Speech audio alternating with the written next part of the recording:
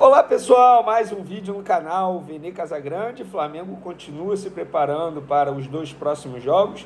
Dia 30 de março, primeiro jogo da final do Campeonato Carioca contra o Nova Iguaçu.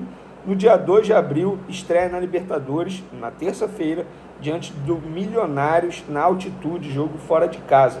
E por falar em altitude, o Flamengo já tem toda a logística pronta para os jogos na altitude na Libertadores. Esse diante do Milionários e também Bolívar lá na Bolívia. Flamengo tudo pronto, tudo preparado. A gente vai contar para vocês já como é que será esse esquema. Tem também clube interessado na contratação de João Gomes, que pode render uma boa grana ao Flamengo, e o presidente da Caixa dando entrevista e falando sobre o estádio próprio do Flamengo. Pois é, informações boas, bacanas nessa quinta-feira, um resumão de tudo que aconteceu no Flamengo nessa quinta-feira. Isso tudo e muito mais no vídeo de agora, mas antes um recado sobre a nossa querida KTO, é a melhor casa de apostas esportivas do Brasil. Lá você encontra as melhores odds, os melhores mercados, tudo o que você precisa para você fazer sua fezinha, a sua aposta. E o melhor, utilizando o código VENE, você tem direito a bônus, free bet. Calma, você não vai ter nem trabalho de escrever o código. Tá vendo o link aqui na descrição? Clicou nesse link, vai direto para o código promocional. Perfeito, site bom, odd boa, tem campeonato internacional, tem vários esportes, não tem só futebol, tem tudo que você deseja para fazer aquela aposta. Então aproveita bastante, também não deixe de se inscrever no canal, ativa a notificação, compartilhe o vídeo com os amigos, com as amigas, e assim o canal Vene Casagrande vai crescendo cada vez mais. Antes de falar do Flamengo, galera, uma informação sobre a seleção brasileira: estreia de Dorival Júnior nesse sábado no comando da seleção contra a Inglaterra. Jogo difícil para o Dorival, e ele esboçou aí um time titular com alguns jogadores que são crias da categoria de base do Flamengo, tá? O provável time, segundo os amigos que estão acompanhando a seleção brasileira lá em Londres, o provável time da seleção para pegar a Inglaterra tem Bento no gol, Danilo na lateral direita, Bremer, Beraldo e Wendel na lateral esquerda, Bruno Guimarães, João Gomes, Lucas Paquetá. E aí a trinca ofensiva: Vinícius Júnior, Rodrigo e Rafinha. Ou seja, desse provável time titular tem João Gomes, cria da categoria de base do Flamengo, Lucas Paquetá, também garoto do Ninho, e óbvio, ele, Vinícius Júnior, que na minha opinião é o melhor jogador brasileiro na atualidade. Está jogando muita bola, mas o Paquetá também está jogando muita bola. Segundo informação aqui, Douglas Luiz foi testado no lugar de João Gomes no decorrer da atividade. Douglas Luiz também está jogando muita bola lá na Premier League, tá? Independentemente se ele começar ou o João Gomes, as duas escolhas, na minha opinião, não é nenhum absurdo ali quem o Dorival escolher. João Gomes e Douglas Luiz estão jogando muita bola. Por falar em João Gomes, ele pode dar uma boa grana aí ao Flamengo de uma maneira indireta, porque o Manchester United prepara a oferta de 216 milhões por João Gomes, destaque do Wolverhampton. Segundo o jornal britânico Daily Mirror, os Diabos Vermelhos querem trazer o ex-jogador do Flamengo para o lugar do compatriota Casimiro já na próxima janela de transferência de verão na Europa. Ainda de acordo com esse jornal, a proposta do clube para tirar o volante do Wolves gira em torno de 40 milhões de euros, que dá mais ou menos aí 206 milhões de reais.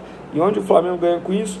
Porque ele é cria da categoria de base do Flamengo. João Gomes pode render cerca de 10,8 milhões de reais ao rubro-negro, graças ao mecanismo de solidariedade da FIFA, lei criada para compensar financeiramente os clubes formadores dos atletas. Então, Flamengo novamente podendo ganhar futuramente com um jogador.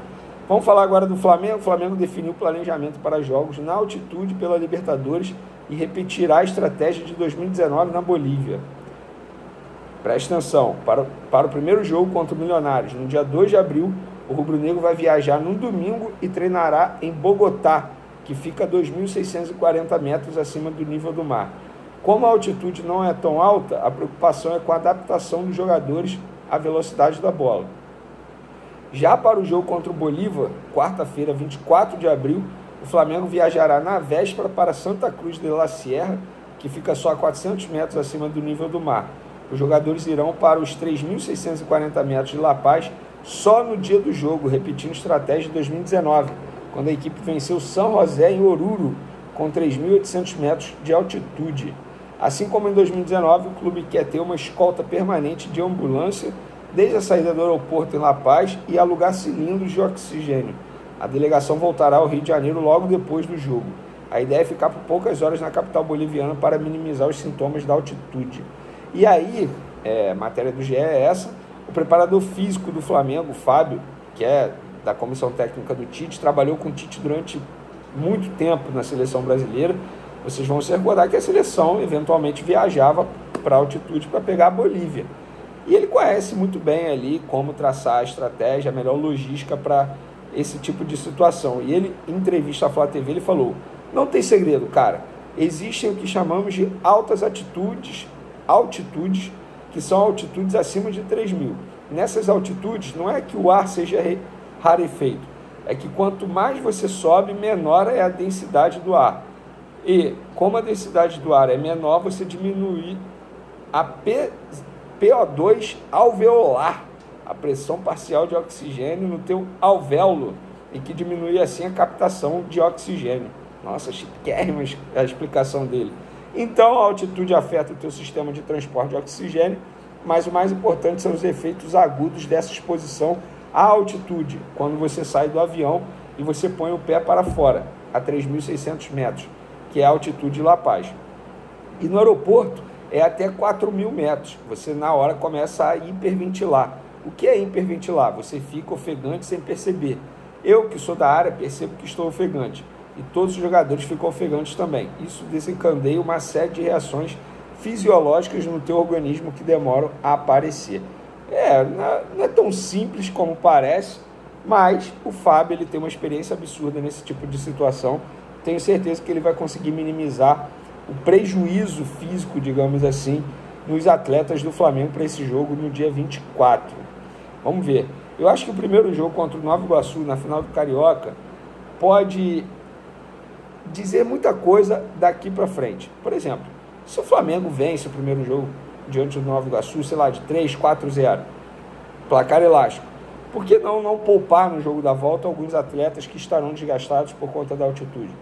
É aguardar, não tem jeito. O Flamengo segue se preparando. Só uma observação: o Pulgar continua fazendo tratamento, não tem presença garantida no primeiro jogo da final do Campeonato Carioca, no dia 30 de março. Para finalizar nosso vídeo, o presidente da Caixa Econômica Federal, Carlos Vieira, deu uma entrevista ao site Poder 360 e falou publicamente pela primeira vez após conhecer o projeto do estádio do Flamengo, apresentado pelo presidente Rodolfo Landim em reunião no início do mês. Vieira tratou a negociação pelo terreno do gasômetro no centro do Rio como fase preliminar e deu a entender que há um impasse financeiro entre a Caixa e o Flamengo por tratar de valores ao abordar o tema. Abre aspas aí para o presidente da Caixa.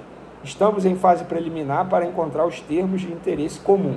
A área desejada do gasômetro no centro urbano do Rio de Janeiro é muito bem localizada. Nós temos alguns parâmetros porque Caixa administra um fundo de investimento, onde há o chamado CEPAC, que é o Certificado de Potencial Adicional de Construção. E há uma relação direta entre o valor do CEPAC e o metro quadrado. É uma conta aritmética. Questionado se acredita em uma definição até o final de 2024, Vieira se mostrou otimista. Eu acredito que sim. Bom, galera, já falei isso aqui em vídeos anteriores. Pode parecer até campanha eleitoral, mas o Rodolfo Landim, de fato, ele quer tirar esse projeto do papel o quanto antes. E eu acho isso necessário, porque, na boa, eu acho que o Flamengo tem que deixar, vou botar entre aspas novamente, o Maracanã de lado, para todo mundo entender que o Flamengo é quem sustenta o Maracanã.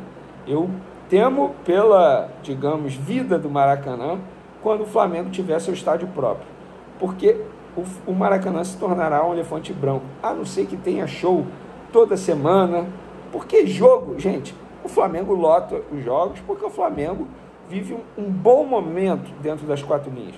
O Fluminense nem vivendo um bom momento lotava todos os jogos.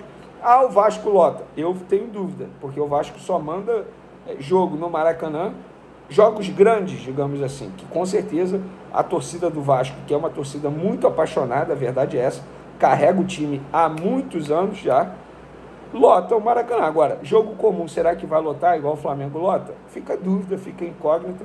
A gente só vai saber quando o Flamengo tiver aquele estádio próprio, e eu espero que em breve o Flamengo tire isso do papel. Mas quando eu digo em breve, sei lá, no futuro aí de daqui a 5, 6 anos, até construir, enfim, é uma burocracia danada, mas eu acho que o Rodolfo Landim está bastante empenhado para fazer acontecer. Valeu, galera. Espero que vocês tenham gostado do vídeo. Continuem acompanhando o canal Vene Casagrande. Um beijo, um forte abraço e fui!